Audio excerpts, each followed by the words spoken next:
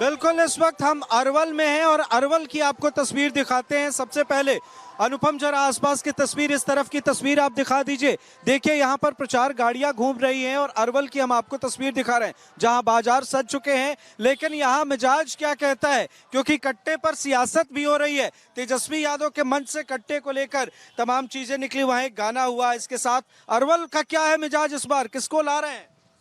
देखिए, यहाँ सरकार परिवर्तन होने जा रहा है। यहाँ जो है जनता अभी इसका देख रहा है। पहला चरण जो होगा उसके अनुसार यहाँ आकलन किया जाएगा। अच्छा, पहले चरण के बाद आकलन करेंगे। यहाँ दरअसल दूसरे चरण में मतदान है। आप बताइए क्या लग रहा है इस बार? यहाँ एनडीए के प्रत्याशी हैं मनोज शर्मा जी, बहुत अच्छे व्यक्तित्व के व्यक्ति हैं और सारी उनका ग्रामीण स्तर से लेकर बाजार स्तर तक सब उनके पक्ष में भी मत। अच्छा, तमाम मुद्दों के बीच अरवल के लोग क्या चाहते हैं, किसको ज्यादा पसंद कर रहे हैं? बीजेपी को पसंद कर रहे हैं, आरजेडी को पसंद कर रहे हैं? बीजेपी को पसंद कर रहे हैं। क्यों पसंद करें, क्या खास है? ये बहुत अच्छे व्यक्ति है, जो इनका कार्यकलाप रहा है गो विधानसभा में, उसको देखकर लोग यहाँ पर वोट कर रहे हैं। तेजस्वी यादव तो दावा कर रहे हैं कि भाई हम अच्छा कर रहे हैं, लेकिन उनके मन से कट्टे के गाने आ रहे हैं, तो उसको लेकर बीजेपी घेर रही है। अब क्या किएगा, उनका अपना है व्यक्तित्व, अपना काम करने का अलग अंदाज है। अच्छा, तेजस्वी और का अपना अलग अंदाज है। तेजस्वी और तेज प्रताप के बीच जो लड़ाई चल रही है उससे क्या? वो तो अपना व्यक्तिगत मामला है दोनों का, उसमें हम कुछ नहीं कर सकते हैं। चलिए आप बताइए, आपको क्या लगता है इस बार के चुनाव में क्या कुछ आपको नजर आ रहा है? क्या नजर आ रहा है आपको इस बार? क्या मुद्दा है? मुद्दा जो बिहार में और देश में जो एनडीए के तरफ से विकासात्मक हाँ हुआ। ये एनडीए की बात बता रहे हैं, आपको क्या लग रहा है यहाँ के समीकरण क्या है? अगर हम अरवल की बात करें तो अरवल में क्या है?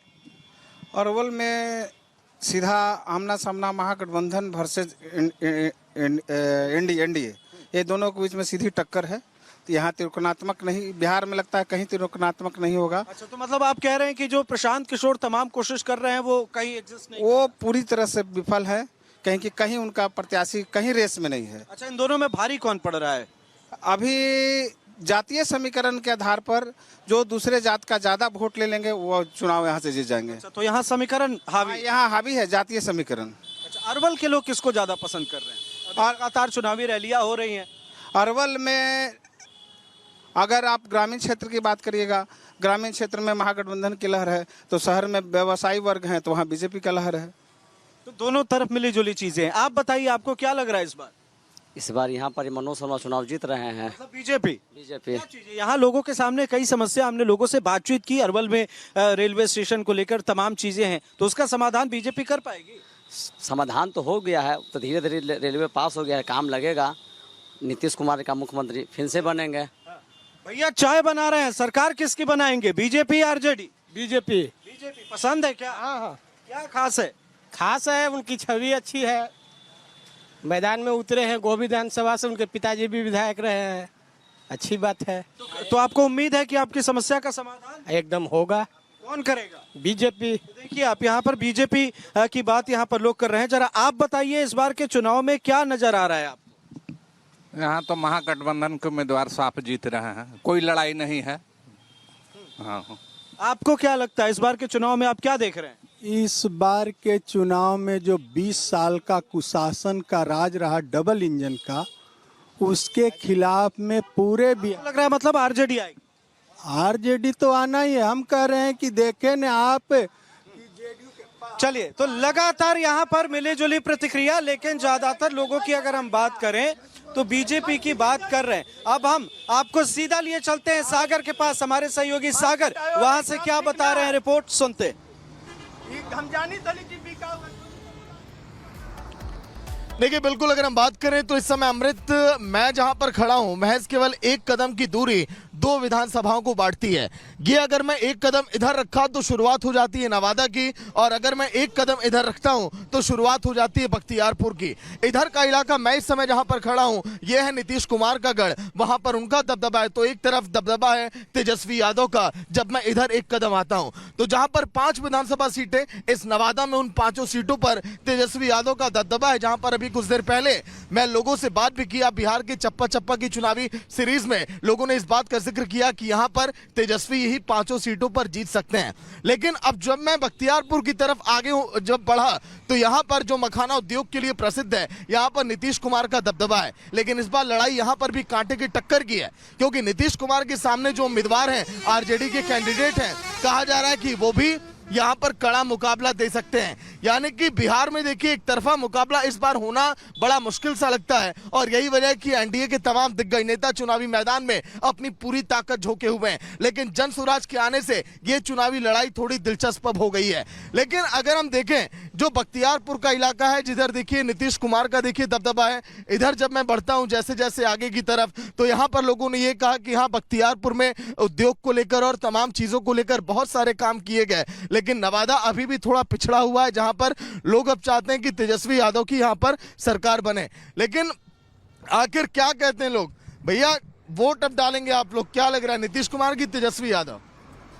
हम नीतीश कुमार के हैं। नीतीश कुमार के साथ है आप लोग। तो देखा आपने, जब मैं बढ़ रहा था इधर नीतीश वाले गढ़ की तरफ इलाके में, तो ये कह रहे हैं नीतीश कुमार काम धाम किया उन्होंने, अच्छा काम किए, बढ़िया, हाँ, सब कुछ अच्छा चल रहा है। हाँ, हम सब बिल्कुल सागर की रिपोर्ट देख रहे हैं आप, और लगातार ग्राउंड जीरो से आपको हम बिहार के अलग अलग हिस्सों से बिहार का मिजाज क्या है बताने का प्रयास कर रही हैं। इस बीच बात करते हैं राजनीति की, जहां पर अखिलेश यादव ने ललन सिंह पे तंज किया है और ये कहा है कि ललन सिंह यूपी वाली राजनीति बिहार में कर रही हैं। तो वही ललन सिंह की ओर से कहा गया है कि दरअसल गरीबों को 6 इंच छोटा करने वालों को हम छोटा कर देंगे। सुनाते हैं आपको क्या कुछ कहा जा रहा है। जो गरीबों का वोट है, वहां कुछ लोग जाके गरीबों को डरा रहे हैं, धमका रहे हैं और ये कह रहे हैं कि 6 इंच छोटा कर देंगे।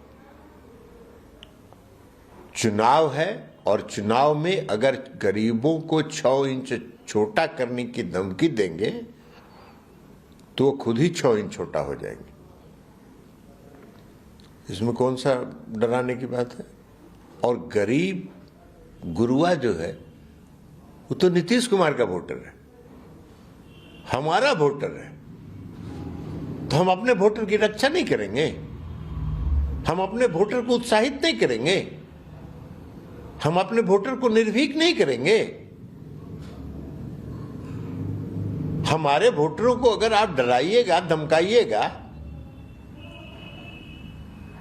तो हम भी राजनीतिक दल हैं, हम भी चुनाव लड़ रहे हैं, हम अपने वोटरों को उत्साहित करेंगे ना कि डरना नहीं है, वोट देना है। ये चुनाव आयोग भी करता है। ये कोई नई चीज नहीं है। अब आपको अपना वोट भी बचाना है, वोट डालना भी है। सुनने में आ रहा है बिहार में ये भी कहा जा रहा है घर में रहना, वोट डालने मत आना। यूपी में भी यही किया था।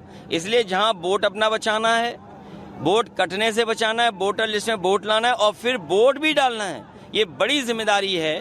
इसलिए वोट डालना जरूरी है, वोट न कट पाए उसके लिए तैयार रहना है। तो सुना आपने कि किस तरीके से अखिलेश यादव और ललन सिंह के बीच बयानों का दौर चल रहा है, वार पलटवार का दौर चल रहा है। इस बीच लिए चलते हैं आपको नवादा, जहां पर नवादा में अगर बात की जाए तो सेकंड फेज में यहां पर वोटिंग होनी है। लेकिन यहां के मुद्दे क्या है, समीकरण क्या बन रहे हैं, किस पार्टी ने यहां पर ज्यादा काम किया है, किस पार्टी को लेकर के लोगों में नाराजगी दिखाई दे रही है, और नवादा में पब्लिक का मूड क्या है, जानने के लिए पहुंची रिपब्लिक की टीम। सुनवाते हैं आपको लोगों के साथ खास बातचीत के जरिए।